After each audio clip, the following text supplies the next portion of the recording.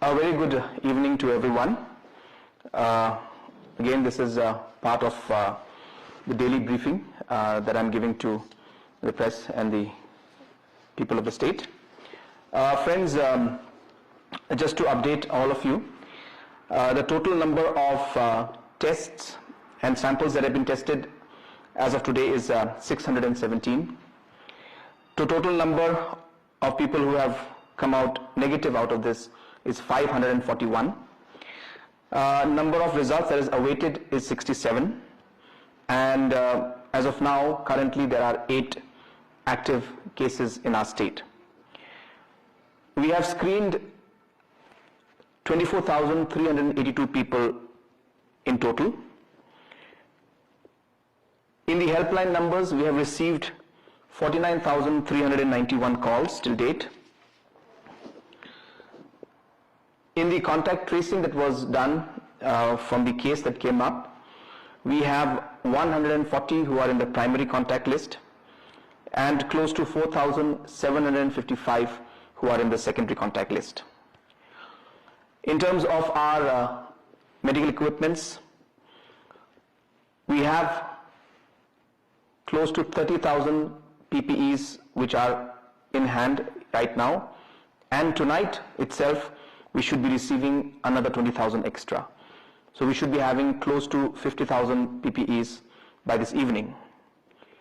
We have over 3,24,000 3-ply masks. We are also going to receive another 3.6 lakhs very shortly, in a day or two. And another 3-4 days, we expect another 6 lakh of these 3-ply masks to come.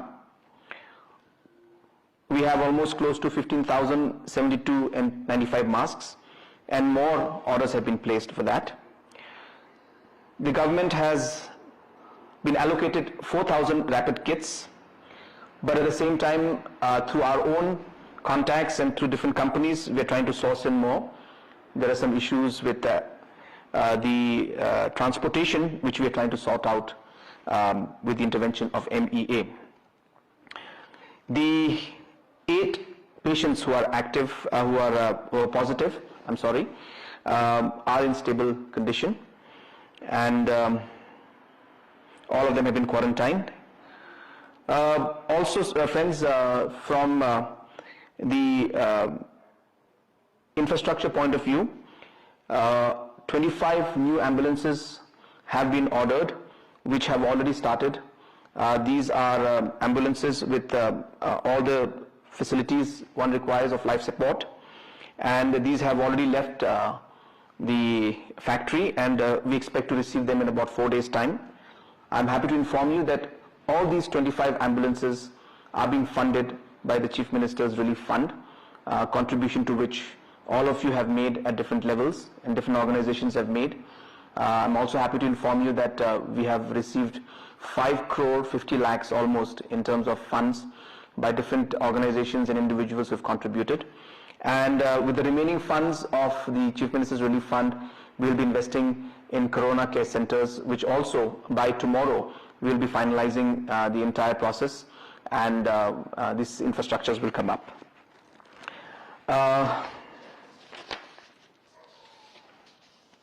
Friends, also we have decided that the grocery shops and essential commodities will be now open for 4 days in a week. So that is Monday, Tuesday, Wednesday and Thursday from 9 a.m. to 4 p.m. This is being done to ensure that there is more time being given to the people so that they can buy without having to crowd the locations. At the same time, we are also ensuring that for the wholesaler shops, the rest of the 3 days will be used. This will not be for public, but this will be mainly for the wholesalers and the retailers, so that the stocks can be increased by the retailers in different locations. So the wholesaler shops will be open for 3 days. That's Friday, Saturday, Sunday, and mainly for the public, it's going to be 4 days, which is Monday to Thursday, from 9 a.m. To 4 p.m. These were the basic updates in terms of numbers. I also had visited today the civil hospital, and we had a detailed meeting with Director Health Services and the different doctors from civil hospital, and we simply reviewed the entire situation in civil hospital, and to ensure that all issues and all preparedness, everything is taken care of.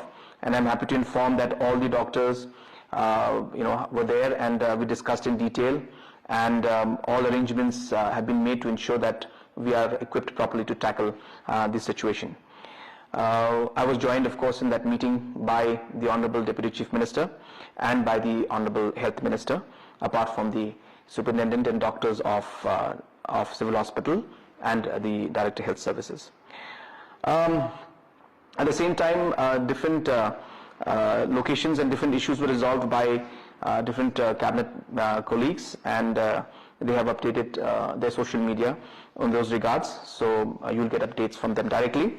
Also, friends, I would like to just bring in a very important point which really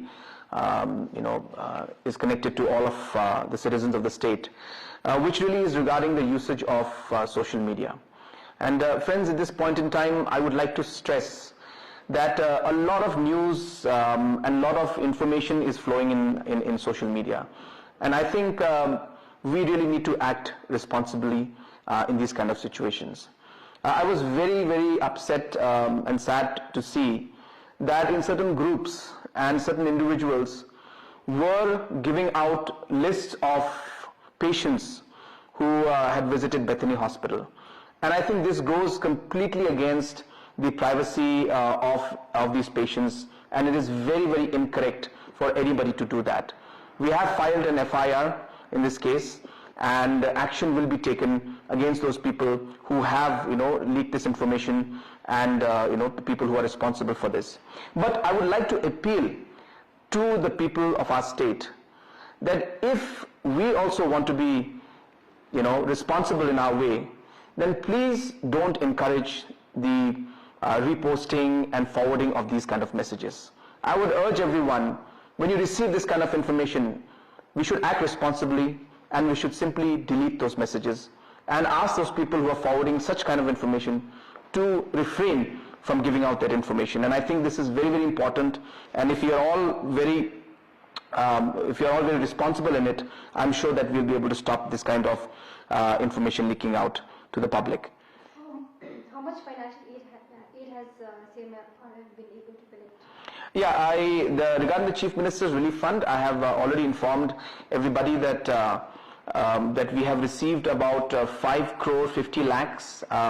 It could be plus minus a bit, but roughly 5 crore 50 lakhs has been received. And out of this amount that has been received, we have ordered 25 ambulances with full life support system in it, which have already been dispatched from the factory, and we should be receiving them in the next 4 days. And apart from that, the money that is left, we will be using that for the corona care centers in different locations in the state. Hazrat Hospital was listed as a testing center. What happened to that? Yes, we are in fact working with ICMR to allow Nazareth to become one of the testing centers, and this requires a lot of protocol and a lot of formalities are there, and infrastructure and different kind of documents need to be submitted. We are working on them at a very fast rate. We hope that we will get a positive response of that from the ICMR very soon.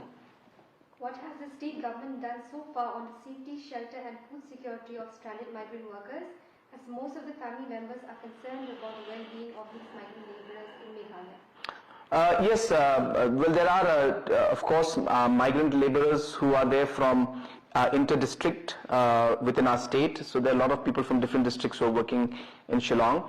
And of course, there are some laborers who are from outside the state who are there, who had been working here and who could not leave the state because of the lockdown. Friends, the government and most importantly the administrations in different districts have provided shelter to all of these people, and food and essential commodities is being supplied to them on a regular basis from our side, so that they are taken care of.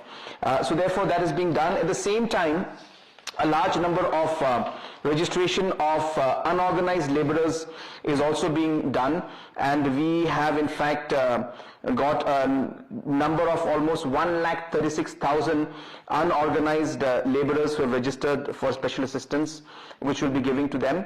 And we are just simply screening, and we are going through the details so that there is no duplication in any way, and just filtering the entire list, and we'll be giving them a support of almost 2,100 rupees to these unorganized laborers who have been registered under the special assistance program that we have done.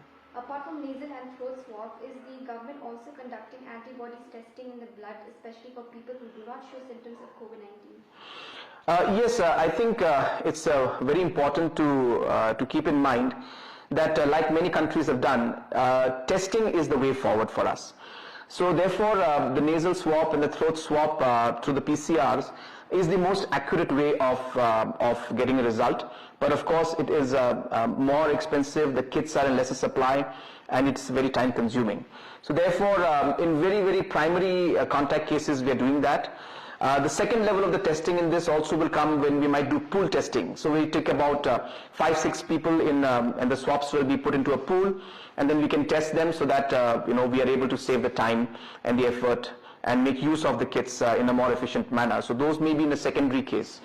Then there's a third way of testing, which is what we call the antibodies test, which is done by taking a small blood sample and seeing if there are antibodies in the blood, and that is where the rapid test kits come into play. So we have received about 4,000. We are going to receive 4,000 of those kits, and at the same time we have also ordered separately from private companies, because 4,000 will be coming from the government side, and we will be receiving, as I said, another. We'll be buying another for 20,000, which is, as I said, is stuck with.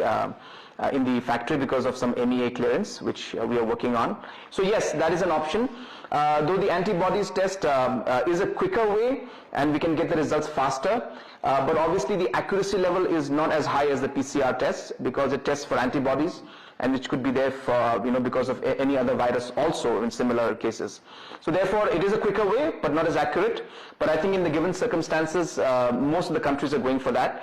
And definitely, as a state and as a country, we are moving forward in that line, and more such tests will be conducted in the future.